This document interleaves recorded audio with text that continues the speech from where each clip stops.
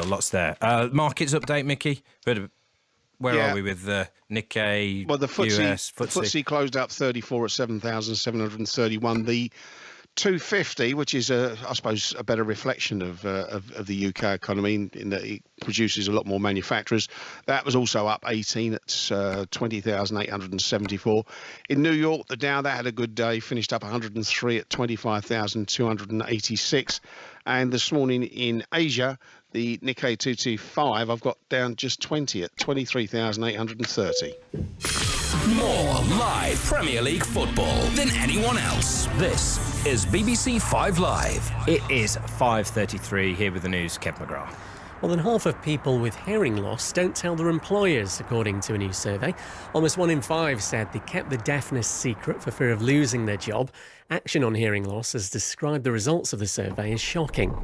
Flash flooding and mudslides in Southern California have left at least 13 people dead. Witnesses have described boulders the size of small cars rolling down the hillside, blocking several roads. A 16-year-old boy is due to appear in court later, charged with murdering a shop assistant in London. Vijay Patel was attacked in a row over cigarette papers in Mill Hill on Saturday. Thousands of pounds have been raised for his family. And a body's been found in a garden in Greater Manchester after a woman told police she killed a man a number of years ago and buried him there. Officers searched a property in Reddish near Stockport. A 63-year-old woman's in custody. That is the 5 Live News. Shojo has the sport now. Bristol City manager Lee Johnson says Manchester City will appreciate that the second leg at Ashton Gate will be a difficult game. That after his side narrowly lost the first leg of their League Cup semi-final 2-1 against the Premier League leaders. Sergio Aguero scored Manchester City's second in added time. Gary Rowett says he wants to do what many other managers have failed to do and take Derby County up to the Premier League. Rowett signed a new 3.5-year contract at the club amid speculation linking him to the Stoke City managerial vacancy. Well, Stoke, meanwhile, have signed Austria right-back Moritz Bauer from Rubin Kazan. That's for an undisclosed fee. Elsewhere, Brighton forward Izzy Brown will miss the rest of the season with a knee ligament injury. The Harlequins prop Joe Marler will miss England's first 2 games of the Six Nations. He's suspended for 6 weeks after his red card against Sale on Saturday. And the Ospreys and Wales flanker Dan Lydiate has been ruled out for the rest of the season with a bicep injury. New drama from the creator of Luther. How long does it say we got? 5 years. How far would you go to protect the things you love? They threatened my daughter and my wife. You can't game these people. I need to retrieve the Hard Sun file. I need you to tell me where it is. Everything that matters. 5 years and it's gone. I've made a partial version of the Hard Sun dossier available to a newspaper of record. I know you love your family, Charlie. Please don't make me do this. It's out of the box. All the fanatics and the psychos, they're all gonna come crawling out the woodwork. Hard Sun. Watch the full series. Available now on BBC iPlayer. A very good morning. It's 5:36. This is Wake Up to Money with Mickey Clark and me, Sean Farrington. Carillion, the UK's second largest construction company, will announce a business plan later, which it hopes will save it from collapse. Donald Trump plans to attend the World Economic Forum in Davos, the first sitting US president to attend the annual gathering in almost 2 decades. And as we were hearing a bit earlier, the burger chain Byron could close up to 20 restaurants as part of a financial rescue deal. And big thanks, I have to go, Mickey, to some anonymous tweeter who's just sent us a couple of beautiful painted pictures this morning on Twitter.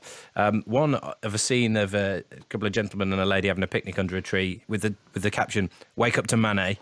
And then a few minutes later, an artist in the beautiful countryside painting the landscape with the caption, "Wake up to Monet." Oh, well, there you go. Lovely. I mean, was not expecting that on our timeline Talented this morning. listeners. Some of them are out there, so thank you very much. We're also talking carrier bags, construction companies, Carillion's problems, and skill shortages, because businesses up and down the country seem to be facing a record skills shortage, according to the British Chambers of Commerce. 7,000 private firms responded to its quarterly economic survey. Shows within that muted growth and confidence in the UK economy. Is it all doom and gloom, though? Because that's maybe not what we've been hearing from other surveys that have been out in the last week or so. Let's have a chat to Toby Parkins, who's director of a software development company based in Cornwall. It's called Head Forwards. He joins us from our Truro studio this morning. Toby, good morning. Good morning. When you hear that, Toby, record skills shortage, is that something you can empathise with? Yeah, absolutely. I mean, we're working the highly competitive software sector, building lots of different software systems for many global companies, and we're always trying to recruit new developers. We've grown from about 60 to 100 people in the past year, and that sort of growth has only occurred through obviously having to try and find new people. And it's with Brexit, it's becoming increasingly difficult to recruit people from the EU. Not impossible, but a lot more difficult. And as a result, we're having to innovate in all sorts of different ways in order to try and meet the demand and create the more jobs. That's a chunky bit of growth that you've got there. If you're going from 60 to 100, what is it in the industry at the minute that is driving that? Well, I mean, in the UK, there's a mix of views on how to solve the issue. I mean, certainly in the southeast, there's a massive compression on the market. So there's a huge amount of demand, and there's just not the supply to meet that. We're based in Cornwall, so we've got a slightly different offering for candidates, and so people join us for quality of life, and therefore we can pull people down from there. But I think there's a lot of companies that are looking to resource from in other parts of the world as well. So sending work offshore. Generally, if you look at the trends, IT is growing all the time. There's lots of different statistics, but 10-15% growth is quite a conservative estimate, and that means there's just a lot more jobs continually, year after year after year. And whilst obviously everyone's working with education, and schools and colleges are trying to produce more qualified people, but ultimately I don't think the supply is keeping up with the demand for those more jobs. So who do you blame, Toby? I mean, if you have to go to Europe to get skilled workers, why is it you can't get them in the UK? Are we Brits thick or something? No, I mean, we 2/3 of our staff are from Britain, but I think it's just the fact that the whole industry is expanding so quickly. So the parameters have changed effectively. Yeah, I mean, there's a demand for more and more software development. There's more and more IT, and more. There's a whole load of AI announcements this week. So where do you start, in the schools? Yeah, I mean, ultimately, we've got to be starting in primary schools. We've got to have programs in secondary schools. We've got to be doing 16 to 18 courses to actually equip people, and ultimately we need to be identifying what the actual skills shortages are, exactly what the skills are, not sort of I'll just go into IT, but actually work out which parts of IT and which specific skills are actually are in need. A couple of texts we've had in here, Toby, just in the last few seconds. One saying, why aren't companies prepared to train people internally? And another from Daz saying, skill shortage, stop blaming Brexit, here's an innovative idea, train. Why don't we do that? Well, yeah, I mean, every IT company has a continual rolling training program, because otherwise your staff are just not going to keep up with the continually changing technologies. But ultimately, it takes 5 to 10 years to get somebody to the point where they're really effective. And so that means if you start employing somebody today, they're not really, and they'd say just out of school, they're not necessarily going to be that particularly effective or productive for quite a few years. So yes, I mean, you can always train up some, and we've always got new graduates, and quite often people switching careers. So it's a cost thing as much as anything. Well, yeah, I mean, it's hugely costly to train people up, and so ultimately you are looking for people that have got some existing skills already. But I mean, ultimately, there's if you look at the number of people coming out of college across all sectors, there's just an imbalance between the areas where lots of young people take on courses. Of course, are the popular courses that sound fun, but they're not necessarily the courses that are definitely going to provide well-paid jobs. Toby, thanks very much for coming on this morning. Toby Parkins, who's the Director of Software Development at Head Forwards, a company based in Cornwall. We had one text there, Mickey, which I think Toby's last answer effectively answers how can there be a skill shortage when there are 2.4 million people at university? That's the answer. It's not, fully joined up, is it, at the moment? No. Also another text on cauliflower steaks, which I wasn't expecting. Trying to book a table in a steak restaurant in Liverpool last night. On the menu, they had an 8-ounce rub steak for £10, an 8-ounce ribeye for £12, and a cauliflower steak for £8. That's Pat in Barrow says, yes, it will cater for the vegetarian fraternity, but £8 for a slice of cauliflower. Yeah, I think I'd go with the steak. Sorry about that. I think you and Louise are on the Right. same part of the menu there. Yeah. Let's have a look at the markets now with Mohamed Chakia from Kleinmont Hambros. And Mohamed, the Nikkei, back to the level it was 26 years ago when Sean Farrington just left primary school. You know, is this a cause for celebration, or should we be asking, where have you been? Yeah, no, I think it's a long time waiting. I mean, since 1992 to get back to those levels is very much a long-term investment. But just to put it in the context of where it was in 1989, which was at its peak, it was at 38,000. So still 40% below where it was back then. So Japan's having a bit of a surge in recent years, but still a long way to go to recapture because what it was. the Japanese economy has been in I suppose a trough really for the past 30 years. But also you have to look at the psyche of the Japanese investor, don't you? They're not exactly ones for pumping money abroad. No, and also not big spenders, and that's part of the reason that we've seen the big deflationary challenges that they've had in the last couple of decades. But Japan's had a bit of a surge recently. I mean, the quantitative easing programs from the Bank of Japan and introducing looser monetary policy has helped introduce some inflation and also helped corporations deliver profit growth, which has been quite encouraging for Japan. The front pages of several papers today, including the Telegraph, I think the FT as well. Philip Hammond and David Davis are on a charm offensive in Germany. The Germans still think that they're taking a hard line, that we want our cake and eat it, instead of putting together a sensible deal where both sides can benefit. Is this going to sort of unnerve investors again? Yeah, I think that the market is still in wait-and-see mode on this. So obviously, we've had a few announcements, but nothing is set in stone. And actually, we've seen a softening in the economy in recent months on the back of this wait-and-see mode. But at the end of the day, markets are taking their cues from corporations and seeing if they're delivering profit growth, which they have been, then that's a good environment to invest. And that's what we've seen in recent weeks. Well, talking of profits and delivery, Morrison's results out yesterday, the supermarket chain. I was told there was a bit of a lukewarm reception, but some of the papers seem quite glowing today. And of course, we've got Sainsbury's this morning. Are we expecting much the same as Morrison's? Yeah, actually, Morrison's Christmas sales were up around, I think, 4% year on year, and Sainsbury's is expected by the market to deliver growth of about 1%. So not as strong as Morrison's, at least in the expectations. So but Morrison's had one-offs, didn't it? I mean, the fact that Palmer and Harvey disappeared from the scene did help. Yeah, and I think you're absolutely right. And they've also been thinking about sort of their shop floors and the kind of products that they need to have. So if Sainsbury's is to deliver growth north of 1%, that will be a positive for the market. So, but basically speaking, Sainsbury's not expected to chip in with the sort of like-for-like performance that Morrison's has done. No, it's not expected to do so. So is this the continued revival of Morrison's, do you think? Yeah, and I think it's not just Morrison's, but all of those institutions that are thinking about sort of their holistic offer in terms of thinking about their online offer, as well as their footprint in terms of where they're based in and across the country. And I think Morrison's has been very strategic and forthcoming with that. And we've had a strong rally in tech companies just recently.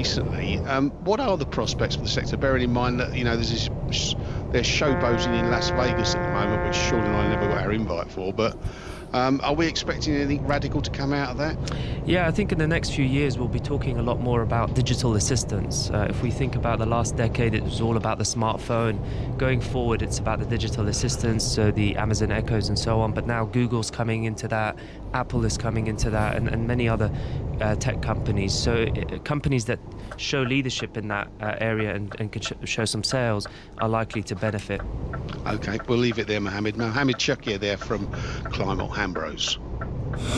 First for news and the best live sport. This is BBC 5 Live. Wake up to money. Had lots of people getting in touch about skill shortages and what the issues might be around it. We'll go through a few of those shortly, but first a few headlines with Kev McGrath. More than half of people with hearing loss don't tell their employers, according to a new survey. Flash flooding and mudslides in Southern California have left at least 13 people dead, and a 16-year-old boy will appear in court later, charged with murdering a shop assistant in London. This is BBC 5 Live, available on the BBC iPlayer radio app. Martin in Scotland says, Mickey, it costs a lot of money to train and people can leave with very little notice. Why invest huge amounts of money for another company to benefit? Well, some companies do a good train. I mean, Jaguar Land Rover, for instance, have got a lot of apprenticeship schemes, and they seem to work. I suppose the point is, if you're going to train these people up, once they've achieved it, then you've got to keep them in the business. Joe in Rotherham says, I'm a self-employed gardener looking for an apprentice to train. I can afford to pay them over £200 a week, but I can't find anyone who wants to work hard and be rewarded accordingly. The work ethic in this country is non-existent, he says, and the foreign workers who actually do work hard are being driven out. And another text about Toby that we just heard from. He says, IT guy Toby, amazed and delighted at his growth. Recently retired from one of the big boys. Last 10 years, no UK investment or training. Thousands of jobs offshored to EU, Eastern Europe or India.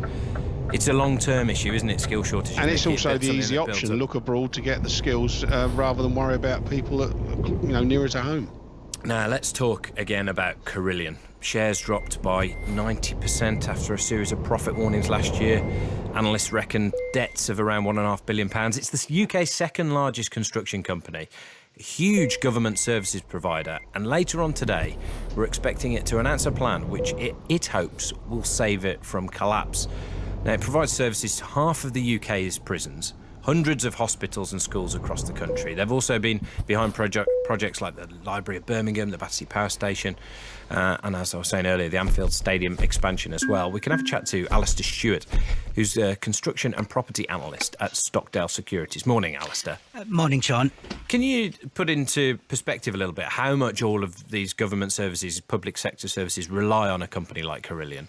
Well, it's about half. It depends whether it's pure public or in the regulated sectors or PFI, but it's around half. So what kind of services are they providing? When we say provide services to half the UK's prisons, what are they doing there?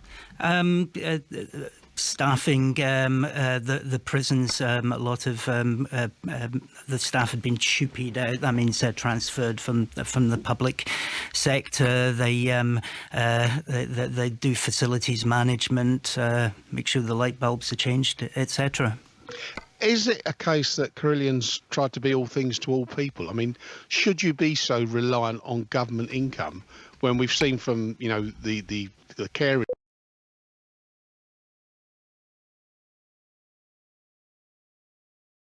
industry that if the taps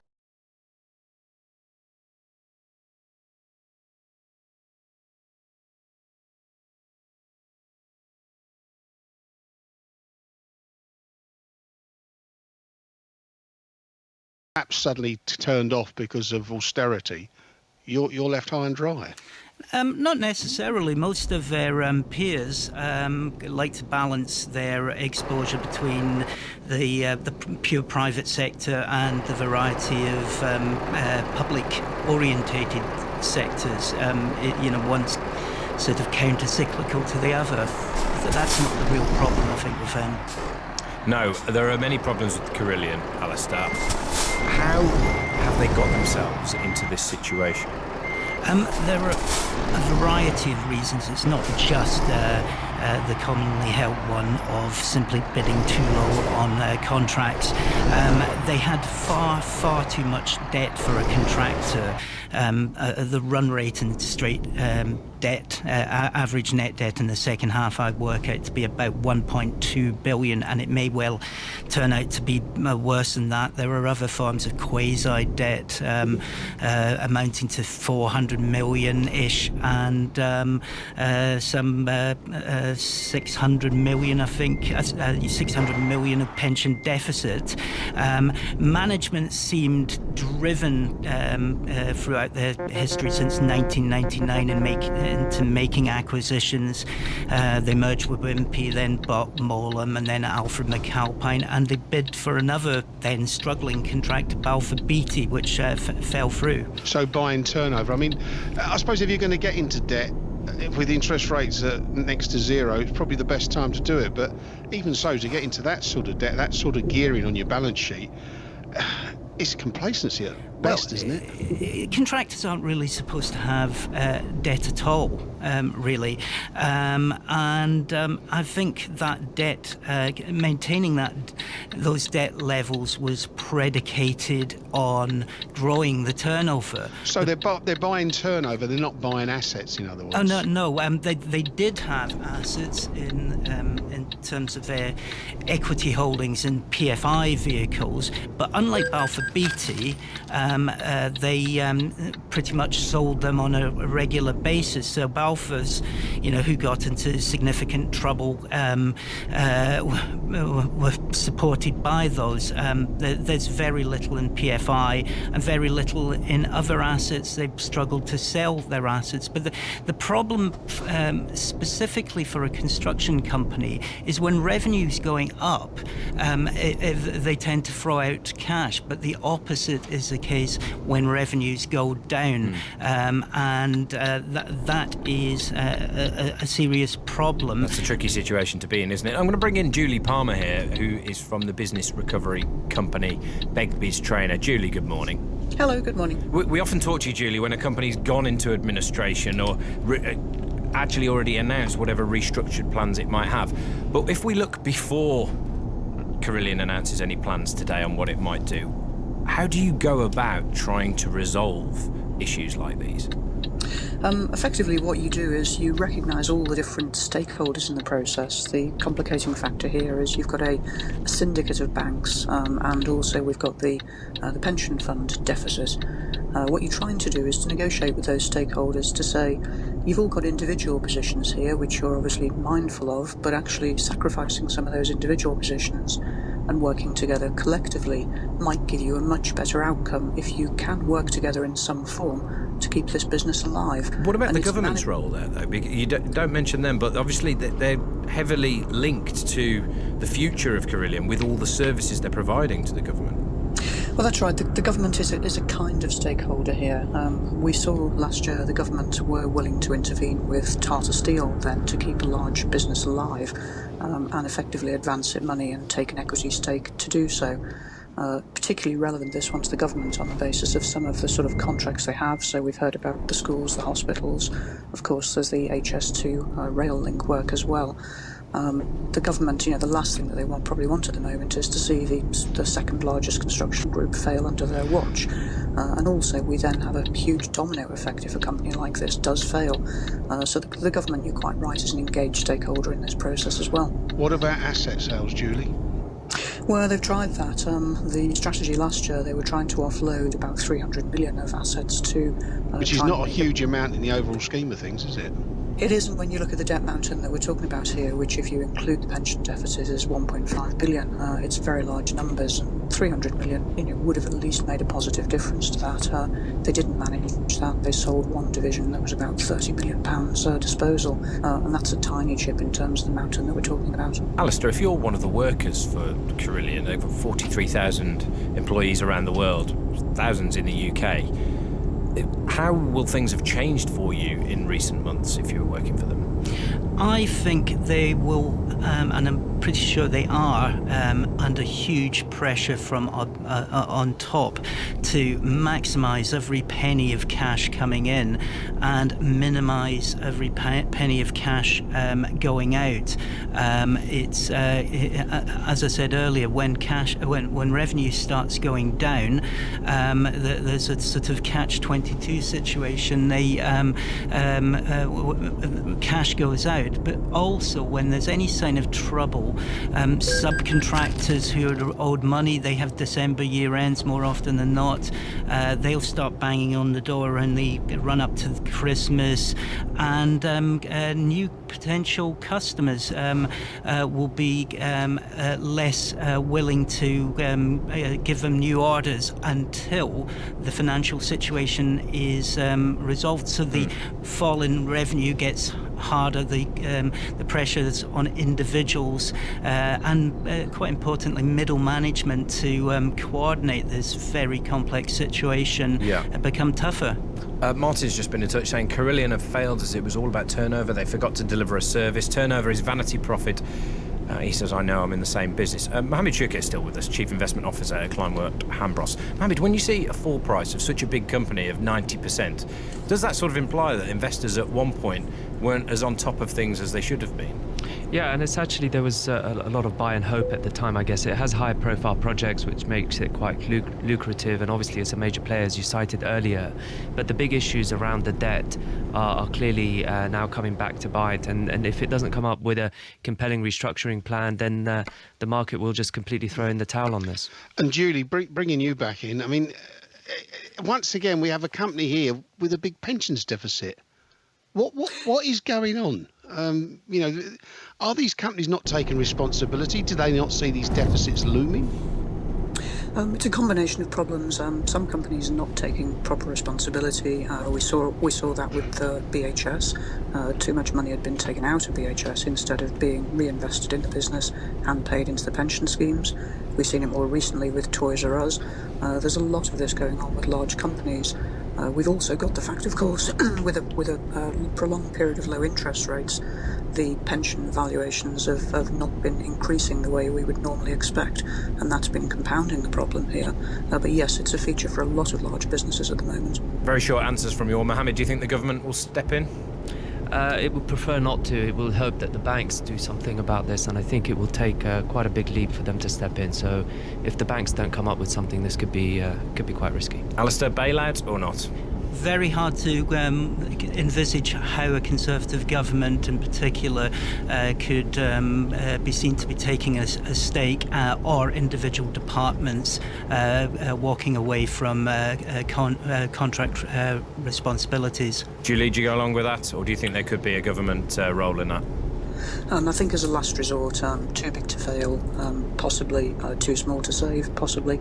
I think everybody needs to share a little bit of the pain here, and that's the only way forward. Julie Palmer from the business recovery company Begbie's Trainer, thank you. Alistair Stewart from Stockdale Securities, a construction and property analyst there, thanks. Mohammed for the whole programme. Mohammed Shukir from Kleinwort Hambros.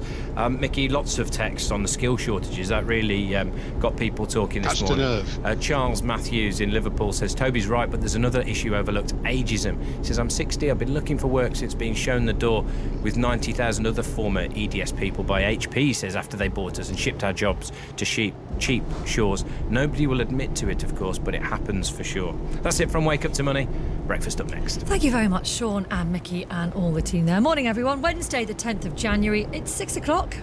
First for news and the best live sport. This is BBC 5 Live. And a warm welcome to 5 Live Breakfast. I'm Rachel Burden. We're talking about hearing loss this morning.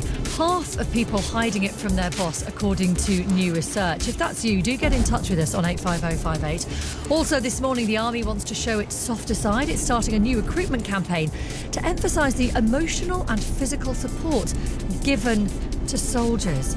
Is that your experience of the forces? And Chris Latcham, Bristol City really did push Man City all the way last night. Yeah, they did, but Manchester City did what Manchester City always do. A late goal really burst Bristol's balloon. Aguero, the man again. How's the weather looking today? Pretty dreadful coming in for me this morning. Yeah, it's not great this morning. We've got some rain across many central and eastern areas of the UK. That's all going to clear away, though, very gradually. It'll stay quite cloudy, drizzly, and a bit murky in the eastern parts. Brighter weather developing elsewhere. And plastic bags on the agenda in the business world, It's Sean. back, yes. So all shops in England are set to follow Wales and Scotland in charging 5p for a carrier bag. So if you're in England, do you think your local corner shop could cope with that? And if you're in Scotland and Wales, has it made any difference to those small shops? Dreadful pictures of plastic debris online and in the papers today following Storm Eleanor. We'll talk more about that later. And when Nikki joins us after 6:30, we'll try and find out why more cars are being broken into. This is BBC 5 Live. But let's kick things off straight away by talking about hearing loss and how it affects your life. This is because a new poll suggests that half of people with hearing difficulties don't tell their employer because they're worried about the potential consequences. Now, other concerns that came out of this poll from Action on Hearing Loss are that 60% of those who didn't declare their hearing loss said they were worried that people would assume they were incompetent, and then another 18% of those said they feared they would lose their jobs if they told people about their hearing problems. We just want to give you a sense of what it actually feels like, what it sounds like to have no hearing or to have hearing loss. Hearing loss is a major public health issue affecting over 10 million people in the UK. So if you had no hearing loss, that's what you'd hear. Now, this is mild hearing loss. Hearing loss is a major public health issue affecting over 10 million people in the UK. So you can hear that's kind of muffled, and then this is what it would sound like if it was severe hearing loss.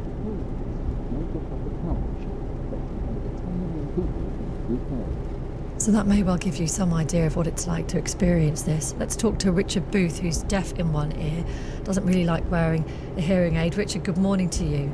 Good morning. When did your hearing loss begin?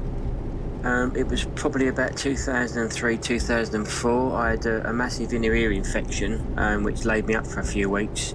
Once it all got cleared up, I realised my right ear had severe hearing loss.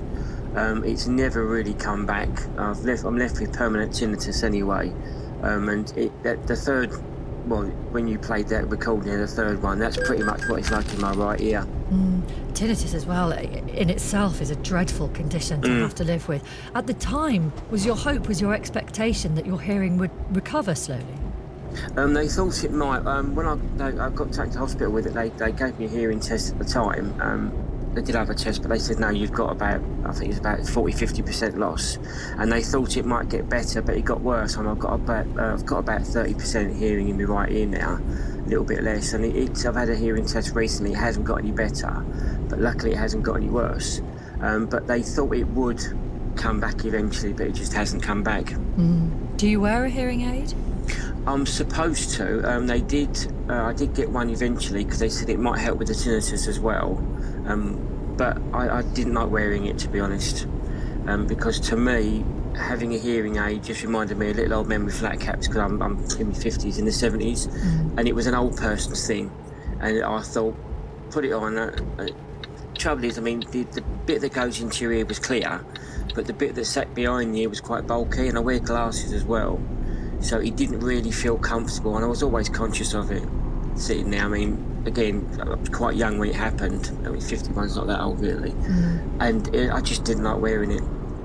Not at all. Did people around you, your friends and family, probably knew about this hearing loss? What about other people around you who you worked with?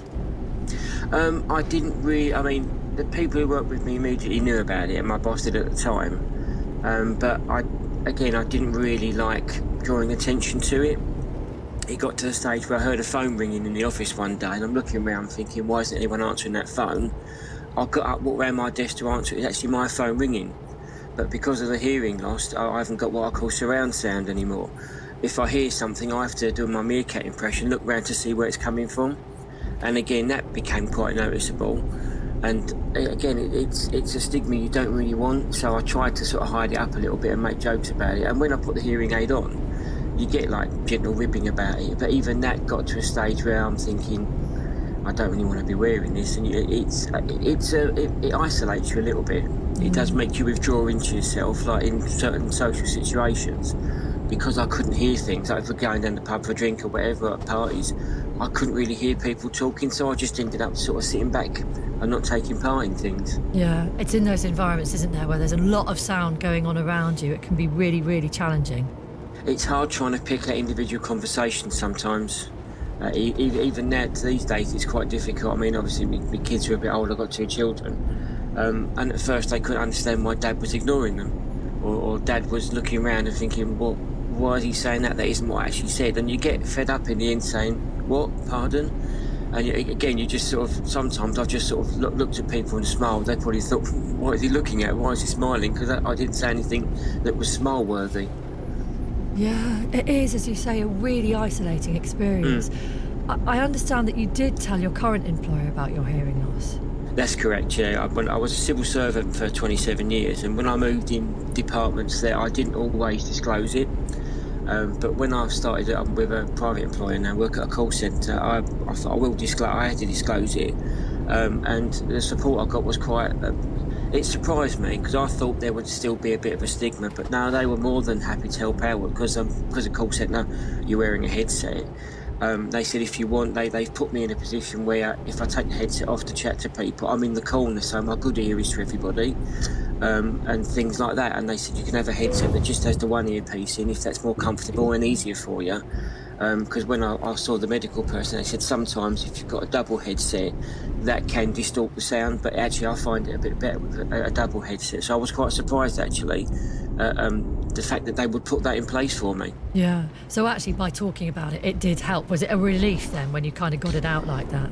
It was really, because I was expecting them to sort of, we know, as it's a call centre as well, we can't really employ you because of the hearing loss, or there'd be other questions following up. But it wasn't. It was quite a surprise, really, for it to be that open and them to say, yeah, that's fine. Basically see if we can help you. I went for again. They put me through for a hearing test as well to see if it had improved. And trouble is, it hasn't. It's not probably going to these days. But it was a bit of an eye opener for me, and it was a bit of a weight off my mind. Because you're worried thinking, in my 50s, if they don't employ me, and it's a case of you've been for jobs or you're employed by someone, then you tell them you've got a medical condition, and perhaps they let you go, you then got that on your CV, or next time you go for a job, it'd be, why will you let go? I've got a medical condition, I've got hearing loss. And again, that's another little dig at you. Well, Richard, thanks so much for talking to us about it. I'm sure That's there'll not a be problem. many Thank people you. listening right now who'll absolutely understand what you're going through. We really appreciate it. And if what Richard says resonates with you in any way and you want to share your experiences, then you can on the text 85058, on social media at BBC 5 Live. In fact, Frankie tweeted me last night to say, I lost my hearing following a virus in October, 49 years old, spent £3,500 on hearing aids. Life is difficult, plus my tinnitus is now a lot worse. I feel frustrated as I cannot hear, and it's major frustration for my wife as well. It can have an impact on all kinds of relationships, can't it? Do let us know what it's like for you. Coming up to 9 minutes past 6, let's bring you up to date then with the rest of the news this morning. Terrible weather in Southern California. If you think it's bad over here, well, rescue teams are searching for victims of massive mudslides and flash floods. Cars and telephone poles have been washed through the streets of Montecito. That's in the state that had a huge wildfire just a few weeks ago. Barclay Johnson was rescued from his home. The house is wiped out, just took everything out. And then later we heard a little baby cry. And we dug down, we found a little baby. Don't know where it came from. We got it out, got the mud out of its mouth. But it was just a baby 4 feet down in the mud. It's just extraordinary talking about rescuing a baby from that mud. We'll see if we can find out more about that particular story later on. Elsewhere, and back in the UK actually, a body's been found in the garden of a house near Stockport in Greater Manchester. Officers carried out a search there after a woman walked into a police station and told officers that she had killed and buried a man a number of years ago. There are new ads from the Army out and about this morning. You may have seen them. They're focusing on the support that new recruits will get over issues like religion and sexuality. Some former soldiers have already said the Army is going soft. A 16-year-old boy is due in court charged with murdering a shop assistant in North London. Vijay Patel was attacked in a row over the sale of cigarette papers. There's been criticism of the UK's biggest rail franchise. The National Audit Office says disruption on Thameslink, Southern and Great Northern has been worse than any other area since it began operating in 2014. And plastic bags. Sean's been talking about this on Wake Up to Money. Theresa May is going to announce plans tomorrow for all shops in England to charge 5p for plastic bags. So that's your local corner shop as well. Currently, smaller stores can decide not to charge customers if they prefer not to, but now the charge will be everywhere. Thoughts on that, please, as well. Most welcome. It's coming up to 11 minutes past 6. First for news and the best live sport. This is BBC 5 Live. 5 Live Breakfast. Talk to Chris Latcham about last night's football and also looking ahead to the second semi-final, Chelsea and Arsenal later on this evening. Commentary on 5 Live for that as well. And when was the last time you went to see live music? I know many of you will respond to this. Have you noticed also that the old music venues in your area have closed down? UK Music says that more than a third of grassroots venues have closed over the past decade. Well, the BBC spoke to a few people outside a gig at a music venue in Manchester. Small venues, I prefer, I'll be completely honest, to bigger venues because it's more intimate, more personal, and you know the people that have come to see the particular artist or band are definitely dedicated to see them. Because it's like quite a small venue, you're all like connected together, but like in stuff like the arena, like it's just big and like you don't have space to like all connect, if you know what I mean.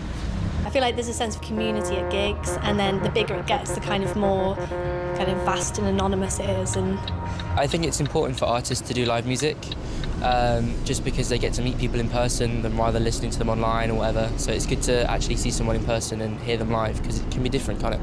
This is like the middle step from them becoming small bands, playing in the hometowns, playing like going to the nearest city, and then these are the venues that help them break out into playing like the bigger like Apollo or arena gigs.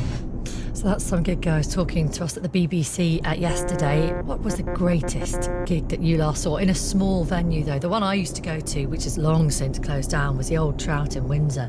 I had all sorts of bands play there many years ago. It was pretty grotty. The dressing room was a disabled toilet, I remember that much. The Labour MP, John Speller, is going to introduce a bill today which would actually force developers who are building anywhere near a live music venue to either soundproof the new buildings that they are developing or pay for the existing venues soundproofing. This is because part of the reason that a lot of these venues are closing down is because of noise complaints from residents nearby. We'll talk to a couple of band members as well about this after 7 o'clock this morning. 30 minutes past 6. There was a really fascinating discussion on 5 Live yesterday. Professor Green, also known as Stephen Madison, was in as a guest editor for Afternoon Edition. He took over the show yesterday. The musician and documentary filmmaker was speaking about all sorts of things. He told Sarah and Nihal, though, in particular, why he thinks that many working-class white men in Britain today feel abandoned, and he wants to know how to change that. There are problems that are specific to the white working class men, but how can the problems not transcend gender and race? You know, I think it's much more a class problem overall, to be honest. What's the thing that you've learnt, the overriding thing above everything else in the 6 months that you made this documentary over? What have you learned? Honestly? Yeah. There's a real hopelessness out there in a really, really large number of people. And sadly, that is also accompanied by an acceptance of their situation and a disbelief that they can change that, because for the larger part they can't. When you look at their lives and look at how you made it out, considering in many ways, for some of those people featured in the documentary, you had a worse start. What separates the two of you, do you think? I had a golden ticket. I learned how to and could rap. Before that, I was actually a really bright child. I could have done really well academically, but I didn't follow up my education, and you know, my nan wasn't always around to drag me kicking and screaming to school, so attendance was a huge problem for me. I stopped going to school properly when I was 13, ended up in a PRU.